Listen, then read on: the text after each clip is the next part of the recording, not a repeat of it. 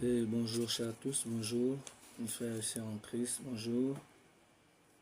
Je crois qu'il est 5 heures, il est 5 heures dans ma montre. 5 heures et durant ma couche, j'ai été interpellé par le Saint-Esprit, par le Seigneur a mis simplement cette compassion dans mon cœur pendant que je dormais.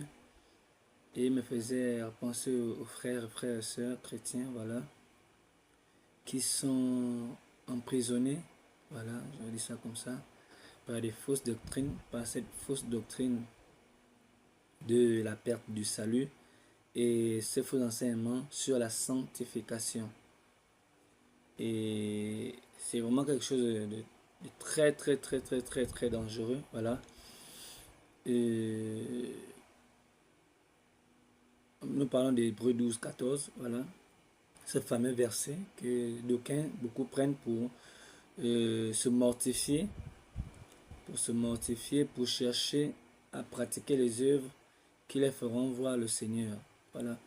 Et Jacques disait qu'il y ait peu de personnes qui enseignent parce que les choses que Paul enseigne sont difficiles. Voilà. Les âmes mal affermies, ils vont tordre le sens.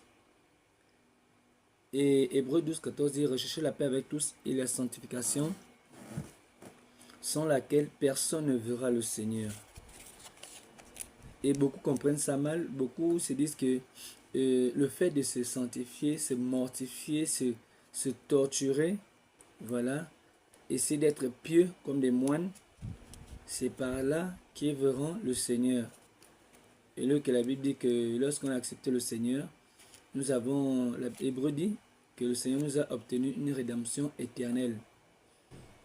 Voilà. Et dans Romains 6,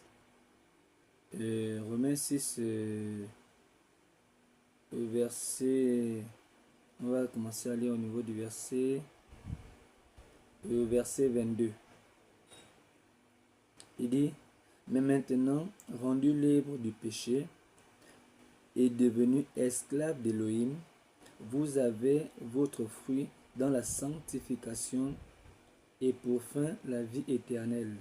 Car le salaire du péché, c'est la mort, mais le don gratuit de Dieu, c'est la vie éternelle en Yeshua Mashiach, notre Seigneur. Ici, la Bible dit, nous avons pour fruit la sanctification. La sanctification, c'est un fruit. C'est un signe qui montre que tu es converti. La sanctification, c'est un fruit.